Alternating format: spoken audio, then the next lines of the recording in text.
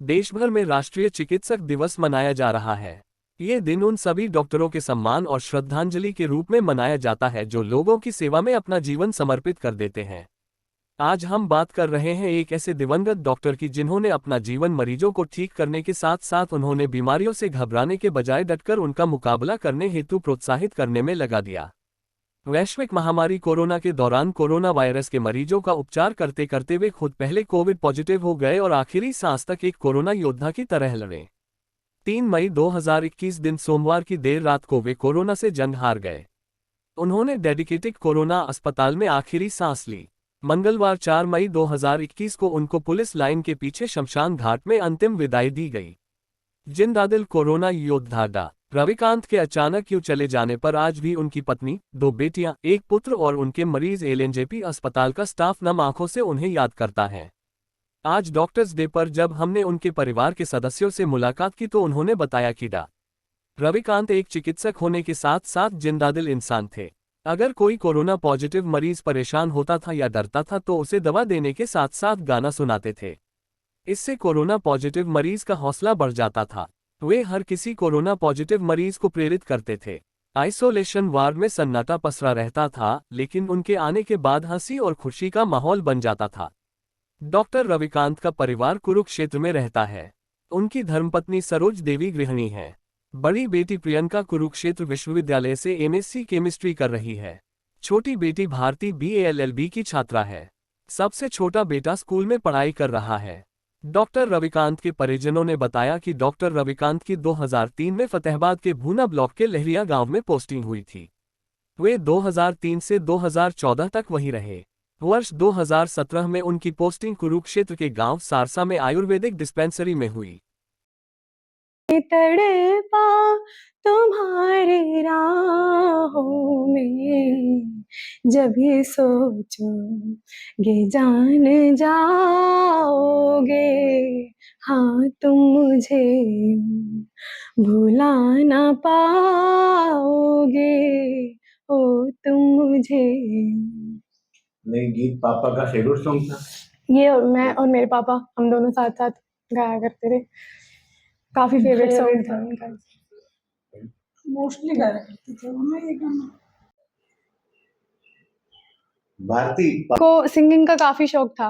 मतलब उनके लिए तो ऐसा था कि म्यूजिक से जुड़े रहना, गाना गाना, ये सब उनको काफी पसंद था। तो वो मतलब पेशेंट्स का इलाज करते करते, जैसे कोई ज्यादा डिप्रेस फील कर रहा है या फिर जिसे थोड़ा ऐसा लग रहा है कि भाई शायद मैं ठीक ना हो पाऊं, मतलब डिप्रेस है वो अपनी हेल्थ को लेके, तो उनको अपने मतलब गाने के थ्रू भी काफी वो मोटिवेट करते थे, क्योंकि उनको शौक था तो वो गाना वान सबको सुनाते रहते थे। डाइवर्ट करते थे। हाँ, उनको काफी अच्छा फील करवाते थे कि हाँ भाई कोई बात नहीं, हिम्मत मत हारो, अभी अभी आप ठीक हो सकते हो। मतलब उनको काफी वो करते थे मोटिवेशन। अभी जब कोरोना का पीरियड था तो शाम के 4:30 बज गए थे और पापा ने सुबह से कुछ खाया नहीं था, तो पापा आए थे घर पे खाना खाने के लिए और फिर उनको दोबारा जाना था। तो उस टाइम पे मैं पापा के साथ मतलब किचन में काम कर रही थी, तो मैंने एकदम से बोला कि पापा आप खुद भी तो एक अस्थमा पेशेंट हो और आप इतना सीवियर पेशेंट हो, आप अपना ध्यान रखना थोड़ा-सा, जैसे टाइमली घर पे आया करो, खाना खा के जाया करो, ऐसे क्यों कर रहे हो आप? आपकी भी तो हेल्थ वो हो रही है, डिट्रॉयड हो रही है वहाँ पे। तो फिर पापा ने एकदम से बोला मुझे, एकदम से जैसे कहते कि मैं नहीं ध्यान रखूँगा तो कौन ध्यान रखेगा उनका? मुझे जाना है वहाँ पे, उनको ज़रूरत है मेरी। कोरोना वो वाक़ई में बहुत ज़्यादा कठिनाई का दौर था। मतलब ऐसा है कि मैं बता भी नहीं सकती, जिस पे गुज़री है उसी को ही पता है। एकदम से पापा को मतलब 13 तारीख को हो गए थे हम सब, पॉज़िटिव रिपोर्ट्स आ गई थी और 4-5 दिन बाद पापा तो हॉस्पिटल में एडमिट हो गए थे और छोटे भाई तक को हो गया था। ऐसा था कि खाना भी नहीं बनाया जा रहा था घर पे किसी से भी, और मम्मी की भी तबीयत बहुत ज़्यादा ख़राब हो गई थी। बट मम्मी रुके रहे हमारे लिए कि भी मेरी बेटी घर पे अकेली है, उनका ध्यान कौन रखेगा? तो बहुत ज़्यादा बुरा वक़्त था वो, बहुत ज़्यादा, मतलब बयाँ भी नहीं हो मैं कहती हूँ कि सकता। दोबारा वो वक्त ना आए ही ना।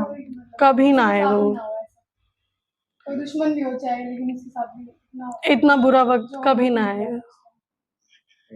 उनकी अपॉइंटमेंट 2003 में हुई थी, जनवरी 25 को।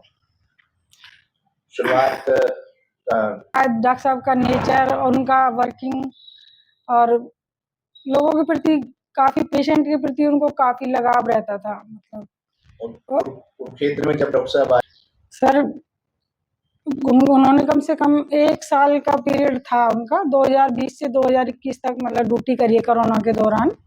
पहले जाट धर्मशाला में की थी, फिर उनको यहाँ LNJP में ट्रांसफर किया गया डॉक्टर साहब को ड्यूटी के लिए। फिर डॉक्टर साहब यहाँ काफी अच्छे से काम कर रहे थे अपना, और काफी सेवा दे रहे थे वो अपनी। हालांकि ड्यूटी छुट्टी भी नहीं मिल रही थी उस दौरान उनको, और आइसोलेशन वार्ड में तैनात थे वो। और बड़े लगन से और बड़े शिद्दत से कर रहे थे वो अपना काम, और घर पे भी नहीं रुकते थे वो ज्यादा। जैसे मतलब कोई फोन आता था या कुछ भी तो फट से जाते थे वो अपने काम के लिए। पहले से ही पापा काफी मतलब पेशेंट के लिए बिल्कुल काफी अच्छा उनका वो रहा है अटैचमेंट जैसे। जैसे कोरोना डॉक्टर साहब को बिल्कुल सर, हम जब भी हॉस्पिटल जाते हैं तो काफी हमें सहयोग किया जाता है डॉक्टरों द्वारा, और अच्छे से ट्रीट करा जाता है। अभी थोड़े दिन पहले मेरी तबीयत खराब हुई थी तो काफी अच्छे से डॉक्टरों ने हमें वो कोऑपरेट करा था, और कोई स्वास्थ्य विभाग से सर काफी पहले ही सरकार ने हमें सहयोग किया है और हमारी मदद भी की है राशि के द्वारा भी। ऐसी बात नहीं है, काफी हमें सरकार से तो कोई वो नहीं है।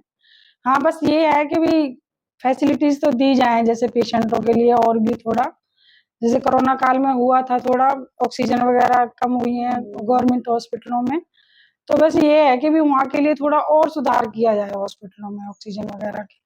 क्योंकि अब महामारी ये बीमारी तो जैसे आई है, और हो सकता है कोई और भी नेक्स्ट, क्योंकि इसी तरह का वो चल रहा है अब इन्वायरमेंट। तो बस यही है सरकार से कि भी थोड़ा और ध्यान दिया जाए सरकारी हॉस्पिटलों पे।